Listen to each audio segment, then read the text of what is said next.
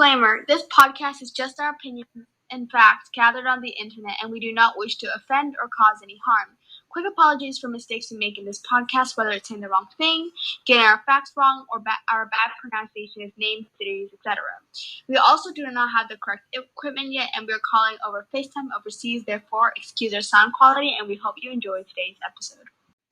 Hello and welcome. This is Alex Taylor.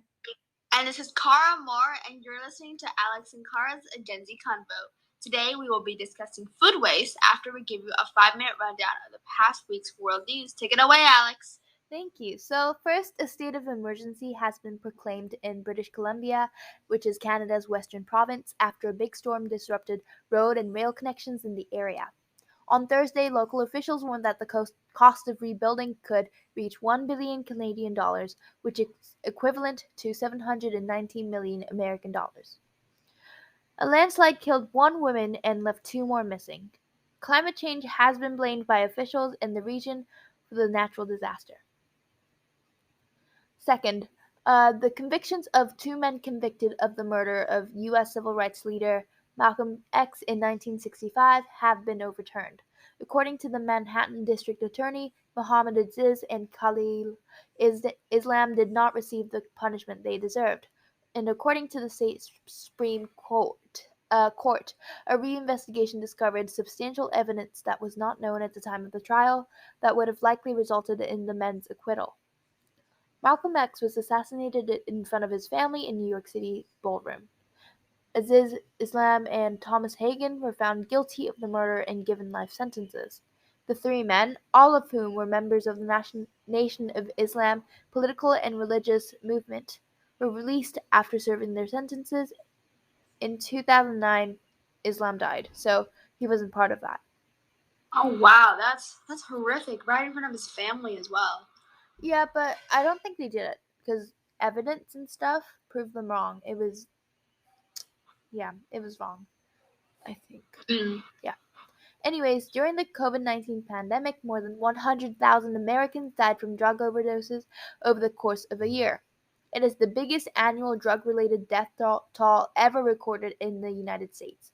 The overdose deaths increased by 28.5% according to data from the Centers for Disease Control and Prevention. Experts believe that overdoses increased as a result of the pandemic's psychological impact and the increased availability of synthetic opioids like fentanyl. Oh my god, I didn't even think about that. Yeah, it's honestly really, really That's sad. horrific. It's horrific. Yeah. And that proves how much COVID has had an impact on all of us. And there's just so much going on. Anyways. And in so many different ways. Yeah. The wife of El Mencho, Mexico's most sought man and the feared Jalisco New Generation cartel's boss, has been apprehended by Mexican security agents, or the CG. I think it's called the CJNG. Rosalinda Gonzalez is thought to be in charge of the CJNG's finances. She was seized in Zapopan, Mexico's defense ministry said, the same city where she was jailed in 2018. After paying 1.5 million pesos, which is equal to $78,000, she was released on bond while awaiting trial on money laundering accusations. Her spouse, Nemesio Oseguera Cervantes, has been on the run for a long time. And the CJNG is one of Mexico's most infamous drug gangs, responsible for some of the country's worst attacks on Mexican security forces, including a 2015 ambush in Jalisco that killed 15 officers. Oh my god. Wow, I thought that El Chapo was the biggest drug lord, but apparently I was wrong. Maybe he's not anymore now that he's in jail. Yeah. Well, this is really upsetting. Oh, well, this is good news, at least. Yeah. Well, fun fact, people used to call El Chapo Robin Hood because he used to steal money from the rich and give it out to the poor. Or like the Tunnel Man, because he was really known for like using tunnels to escape. That's really interesting. I didn't know that. Thank you. Yeah, my dad loves the documentary. I recommend you watch it. Great. President Joe Biden of the United States has signed a $1.2 trillion budget bill into law, marking a legislative victory for his administration. The act, dubbed a once in a generation infrastructure investment, commits $550 billion over the next 8 years to rebuild highways, roads, and bridges, as well as modernize local transit systems and passenger rail networks.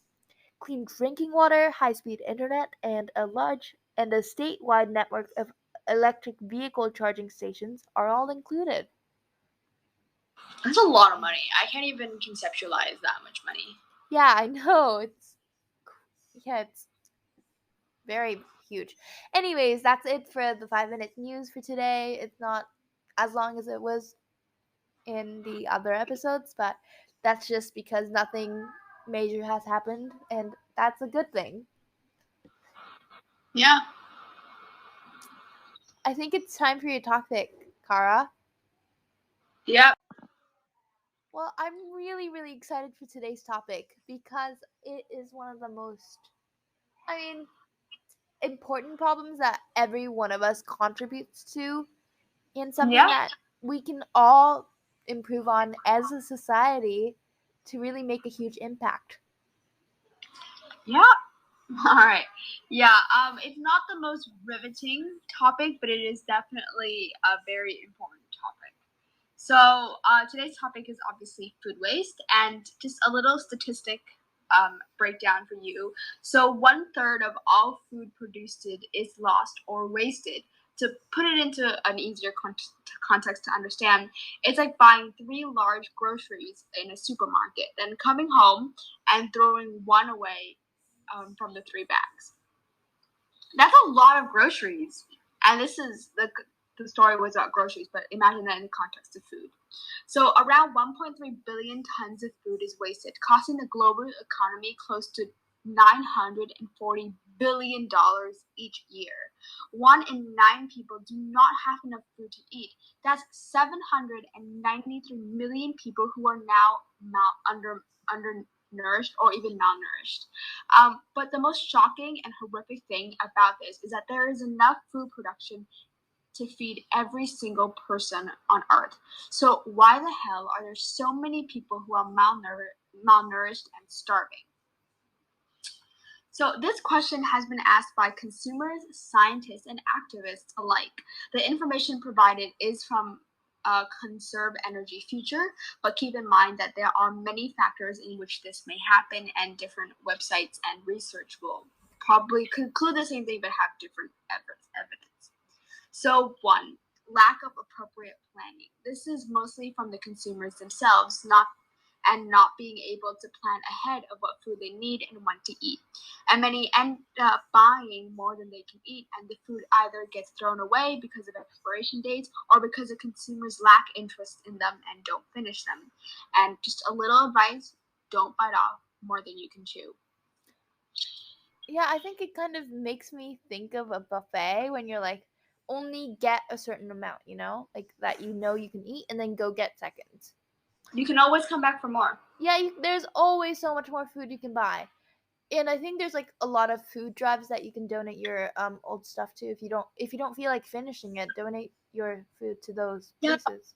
I forgot there was this cookie shop in New York City. I think it's like a super famous one, known for its chocolate chip walnut cookies. I completely forgot the name, but in one of the videos I watched, they actually said that things that they don't sell in the day, they donate to charities and what's it called, soup kitchens at night, which I think is a great idea that all like kind of restaurants and bakeries should do, because if you're not going to finish them and you don't want them to serve like seconds or leftovers in your restaurant, then go give it to some people who really need it. Yeah, I completely agree. And it's just like a drive away, You just have to bring the stuff and give it to them on your way home. It's really, really simple. It's And, really and it great. makes such a huge difference. So I'm really excited for that. Yeah. So the second reason is purchase and preparation of too much food. This one links to our first point, obviously, and in buying and making too much food and not finishing it, and then all of that ends up becoming waste. And actually, I just kind of realized that not a lot of people actually kind of put in the effort to compost, which I'm gonna be honest, we don't in our family we don't really do that too. But I will suggest if you have like those kind of routines available to you, then I would really suggest you doing it, because then at least you can like recycle that back into nature. Yeah, can I add something there? Yeah, of course. I think if you have a house, if you have a garden, that's so much better because you obviously can't do that in an apartment setting. You might, but that's going to be harder. And it just takes a second. Again, it just doesn't take a lot.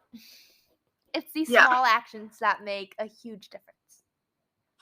Yeah, and also in the region where you live, composting may not be an option, but I would always, and that's like perfectly reasonable, but I would suggest you like do more research into it than just kind of guessing that it doesn't work. Maybe like make it like a weekend trip that you can do with your family, and then you can like teach your family around you about food waste as well.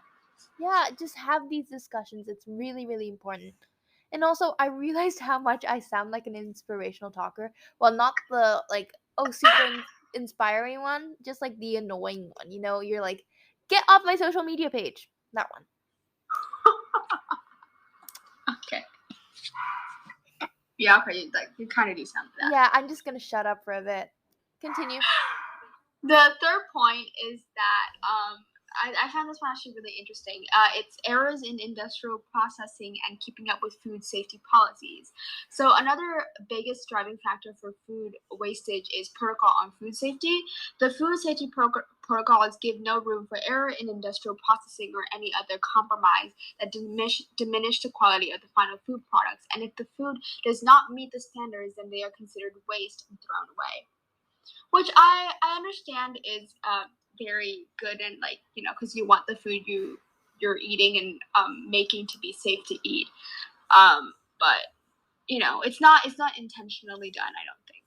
Yeah, I think it's good if. Well, I don't know anything about these like policies and laws and whatnot, but I think that it might be a little extreme considering I have no idea.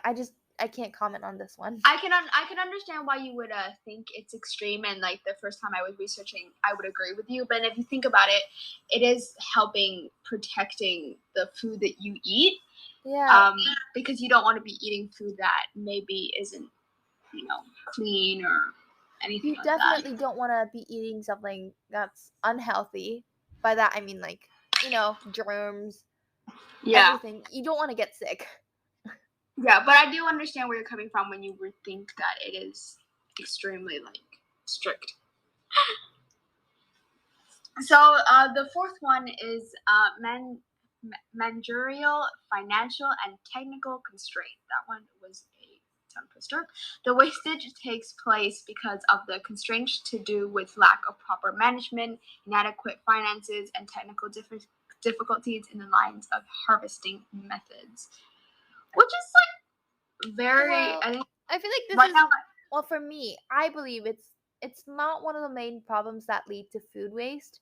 I think it's the things Well, that we do and they do less damage, if you know what I mean. yeah. I can't even conceptualize that point I just made because my brain has been turned off Yes. today. Same here. Yeah.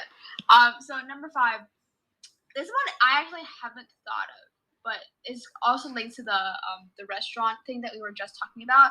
Over preparation of food in restaurants, hotels, and the food service industry. Most restaurant, hotels, and the food service industries alike have a tendency of over prepping slash producing food, and that also causes extra food waste. But I do understand why you would need to like prepare extra, because you never know how many guests you're gonna have. But like, I wonder if there's like a math behind how much food a restaurant makes. Well, maybe like the number of seats and stuff. maybe like the average eating time and whatnot. But what I think is buffets. I think buffets are a big problem. We hate buffets. They're overpriced, and their food They're, isn't even. I mean, some of their food tastes good though. I think it's overpriced, but Yeah, it's definitely overpriced. It tastes good because it's obviously like hotels, you know? yeah. I love buffet breakfasts. They're amazing. But I still feel like it's one of the most problematic things in like Yeah. food waste. So I feel guilty every time I eat there. Same, but then. Oh, you know what I would definitely suggest is something that my family started doing mostly because of my dad, because he hates buffets as well. Is if you're like traveling to like a new place that you've never been, even if it's a different region from where you live, only like a couple hours away or a different city, eat like travel to. Oh, I don't even know what I'm saying. Sorry, let me rephrase that. Go and eat some of their like regional like best known dishes for breakfast, lunch, and dinner, because then you both will be able to save money on the buffets, kind of help stop the food waste, and also you get to explore some new and delicious food from places that you've like never been to. I love that. Now you sound like the inspirational speaker. But I don't sound like the annoying one, unlike you, Alex. Okay, fine. No, I Okay, fine. always sound Point like taken. that. But in real life, she does sound like that. I'm I'm just I saying. walk around sounding like Be an. positive. That's why my classmates hates me. Yeah. Even your I friends. do. That be Yeah, we me. do that all the time. Even if we're going to like a close place near where we live, there's like different ways of that people make food. Food is just such a beautiful thing. Yeah, just go to different restaurants, try things out. That's what we say. Except buffets, don't go there. I mean, you can go there Okay. time to time. Just we're not forcing anything over anyone. It's a suggestion. If you love to travel, take this as a traveling advice. Yeah. But maybe for convenience or like time's sake, I would understand why you want to eat a buffet. You have to like wake up early and stuff like that. Yeah. All right. So now that we've talked about how food waste, some of the reasons how food waste is created, let's talk about some of the side effects of food waste. So first of all, biodiversity loss. Food wastage impacts on biodiversity loss at a global level. In order to maximize agricultural fields, farmers have increasingly invaded wildlife areas in search for more fertile lands, which has led to the loss of biodiversity. The reason for this is that uh, practices such as slash and burns, deforestation, and conversions of wild areas into farmlands have destroyed the natural habitats for birds, fish, mammals, and amphibians alike. And I mean, this leads to climate change too, which Exactly. just saying, it's so terrible.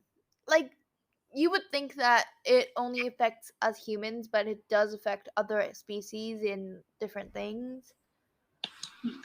It's kind of like ironic to think about because we're talking about food waste, right? And how we're making too much food that we're losing a lot of wastage on food.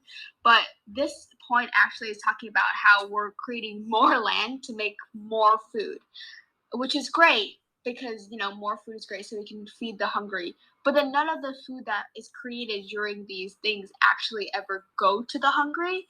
No, It just goes to the people that waste. we just waste it. That's it. Strange, right? It's very ironic. Strange. So the second point is blue water footprint. So the volume of water used in agriculture food production is immense. Like it's a huge amount. Therefore, if 30% of all the food produced goes to waste, then it means more than 30% of fresh water used in production. This contributes to blue water footprints, which refers to the amount of consumed surface and groundwater resources that goes to waste. I found it really interesting how we're talking about food shortages and how that affects people, but I didn't know how food waste also contributes to the lack of water that people get. I didn't know that. That's really interesting. No. I think this problem really relates to many more of other problems, if you know what I mean, because it's all of these Yeah, like it's all climate problems interconnected. and these like social problems that we have really intertwine with each other, and solving one of I them know. can really solve many others. Exactly. And we also see a lot of problems in like how people are not getting enough like fresh water, even though there is enough water for everyone, just like there is food. Yeah. Sorry. There's a lot of stuff going on. Anyways, keep going. Third point, greenhouse gases, which is obviously linked to climate change that we just talked about, how everything is interconnected. So the food produced and then later goes to waste is estimated to be equivalent of 3.3 billion tons of greenhouse gas emissions. 3.3 billion tons. Like, that's a huge number. Accelerating the impacts of climate change, research also has it that food waste is the third biggest emitter of greenhouse gases. I don't know the science behind it, but Well, that's a big number. greenhouse gases, I think. I forgot. I learned this in my science classes Climate change, years ago. carbon dioxide, Yeah, they're greenhouse gases, which something with infrared radiation, something with that. something to do with chemistry or science. Biology too. Also, Yeah. I think it's really really interesting because I think greenhouse gases are the no farming is the the biggest contributors of greenhouse gases, and that's a lot. And if we Wow. think about it, I think we can like reduce the number. We could, if we think about it. Wait. So the food produced and the so we only get like 2/3 of the food that we eat because a third is waste, right? Yep. And 3.3 billion tons of greenhouse gases are released anyways. If we think about it, we can save 1.1 billion tons of greenhouse gases if we stop food waste, which is impossible. We can reduce Yeah. the I don't number. think you could ever actually stop food waste because I think it's always gonna be there, but because we're humans and we're gonna just try to lower it because Yeah, we can't just like suddenly stop. yeah, definitely not. That's really interesting. Yeah, it is. Sorry, I blacked out for a second. So the fourth and final point on the effects of food waste, as you can see, my brain is working beautifully today, is economic consequences. In addition to the environmental impact, food wasted also results in a direct economic cost. According to FAO's report estimates, the economic losses associated with food wasted is about, okay, I'm just going to let this sink in, okay? $750 billion per annum, which I think is per year. Yeah, it's per year. $750 billion That's a in food lot. waste. And food waste also helps you save money, like how buffets do. Not going to buffets do. I'm not going to buffet. Yeah, that's crazy, right? Food wastage. That's a lot. Like, really shocking. All right, so what can we do to help lower this problem? Not entirely stop it because I don't think that's able to completely happen, but yeah. So, one, balancing food production with demand. Two, bettering food harvesting, storage, processing, and distributing processes. Three, food waste reduction inactives. Four, consumers Initiatives. initiatives. I'm so sorry. It's fine. We all do that. I do that all the time. What did I say? Inactivities? Yeah. What is I don't inactivity? know. I just invented a new word. Let's put it in the dictionary, guys. Oh my god, we should do that. So, What's the definition? Inactivities. In indoor activities that we do within the confines of a building. I love that. Oxford, we're calling you up. We're gonna make so much money out of that, and then we can contribute the money to charity and food waste places. Yes. Also, all of this that you're saying will be put on the website. Aw, thank you. Well, I mean, we always do that, but thank you anyways. We're just gonna move on. Consumers should be prepping food plans to buy and prepare food that they're going to make. You know, all of those like super like celebrity things where they're like, oh, plan out like what I'm gonna eat throughout the week. I think that is such a genius idea, because then you know how much food you need to buy for what recipes that you're gonna make. And then you know like how much you're eating and who you're eating with, and then that will also help plan out the meal so you have enough food to help you get through the day, but it also limits the amount of like food waste that you're gonna make. Yeah. Great. Make a food plan. Make a food plan. Yeah. And make it super pretty too. That's important. Make it super, super organized, amazing looking. Yeah, there you go. Number 5, food recycling, which obviously can come in many different forms. And if you are thinking of going into composting, then definitely do some research on that and how those laws kind of work within the confines of your country and region where you're from, because I think a lot of places have very different things. And number 6 is foodprint campaigns.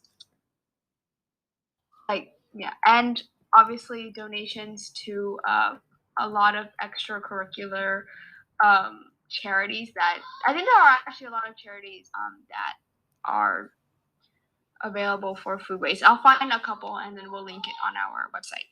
Yeah.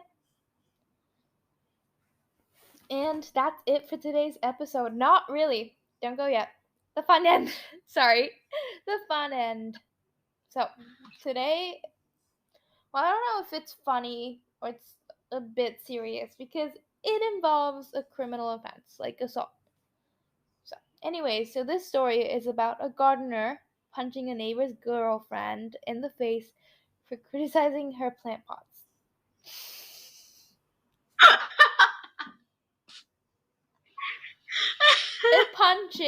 Punching, yes. Punching a neighbor's girlfriend in the face for criticizing her plant pots. Next time I go over to your house, I will definitely insult your plant pots. You should criticize my brother's plant pots. Like literally their plant pot over at their house, all of their plants were dead. Except for like the mini ones. They just got mini ones on their like balcony and it looks quite nice. Their palm tree is gone. Oh. I think it's mostly because Boo has eaten all of it. Oh, okay. Well, Boo is their dog. Yes. My little nephew. Anyways, after her neighbor's girlfriend objected to her display of plant containers, an amateur gardener attacked her, and then Angela Williams overheard Jasmina Vidovic making a joke about the big plant pots on the drive of her 400,000 pound bungalow home. She became enraged. Furthermore, Miss Vidovic suffered bruising and a headache after the 57-year-old called her a fat cow. I keep repeating these points because it's just so funny. And punched her 4 times in the face.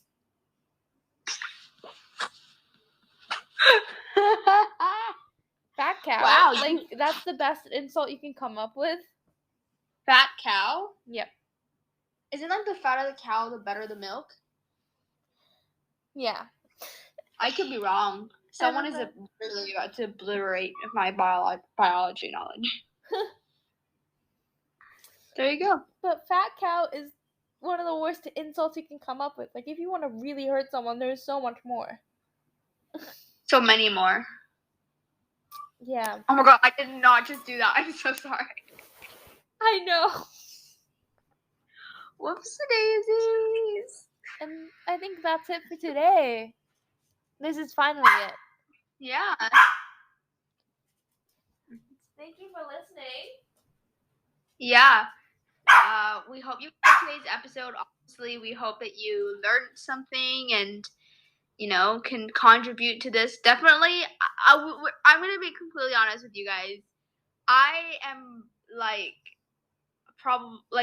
do, produce a lot of food waste, and I'm not trying to make us both of us, I think, contribute to food waste. Yeah. And we're not trying to, sound like role models for anything, but it's just this is something that we're also in the process of learning, and we'll try to contribute to this as well. We're definitely gonna work towards it. I think it would be fun to see both of us and you guys, to work on this together, and I think it's gonna be really interesting to see the progress that we make. Yeah. I love the chaotic energy in this episode.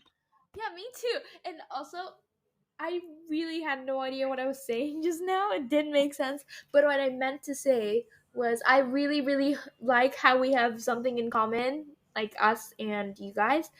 And I think it's going to be really fun to work towards something together. So, and again, I sound like the annoying inspirational speaker who tries to be inspirational but ends up being the most irritating person ever. So I will stop now. I think so. But today's story was hilarious. Thank God I found it. Yeah. Actually, another funny thing. The other day, I actually showed you this. I went to the pharmacy. Yeah.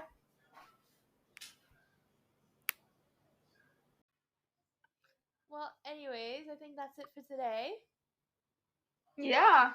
It was really fun talking to you guys. Anyways, bye-bye. See you. Thank you for Bye. listening. Always yours, Alex and Tara. Bye.